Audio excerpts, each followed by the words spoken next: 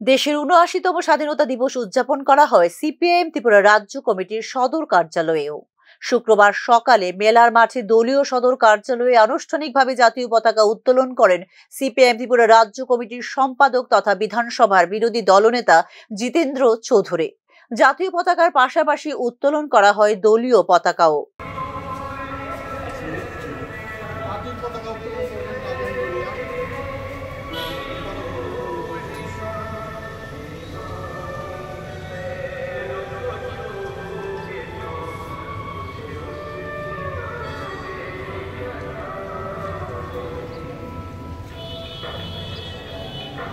স্বাধীনতা দিবস উদযাপনের উপর প্রতিক্রিয়া দিতে গিয়ে স্বাধীনতা দিবসকে গুরুত্বহীন করার অপচেষ্টা চলছে বলে অভিযোগ করেন বিরোধী দলনেতা জিতেন্দ্র চৌধুরী।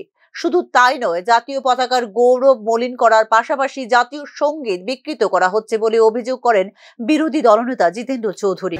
1950 সালে আমাদের যে সংবিধান তৈরি হয়েছে, সেই সংবিধানের মুখবন্ধে তার প্রিয়াম্বলে প্রতিটি ছত্রে লেখা হয়েছে we the people of India. অর্থাৎ সমস্ত ক্ষেত্রেতেই আমরা ভারতীয়রা, আমাদের নানা ধরনের বৈচিত্র্য আছে, কিন্তু আমরা ঐক্যবদ্ধ। সেদিক থেকে কোনো ধরনের বৈষম্য, বিভাজন, আমরা তার বিরোধী। কিন্তু আজকে আমরা যখন ৭৯তম আমাদের স্বাধীনতা দিবস উদযাপন আমরা করতে যাচ্ছি, সেই সময়েতে আমাদের স্বাধীনতার এই আকাঙ্ক্ষাগুলো, আইডিয়া অফ যে ইন্ডিয়া আমাদের সংবিধানে যা লিখিত হয়েছে, যা প্রকাশ হয়েছে, তা আজকে নানাভাবে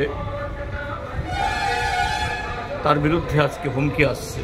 স্বাধীনতা অর্জনের পিছনে যে মূল লক্ষ্য ছিল তা এখনো অসম্পূর্ণভাবে পূরণ হয়নি বলে অভিযোগ করে সিপিআইএম।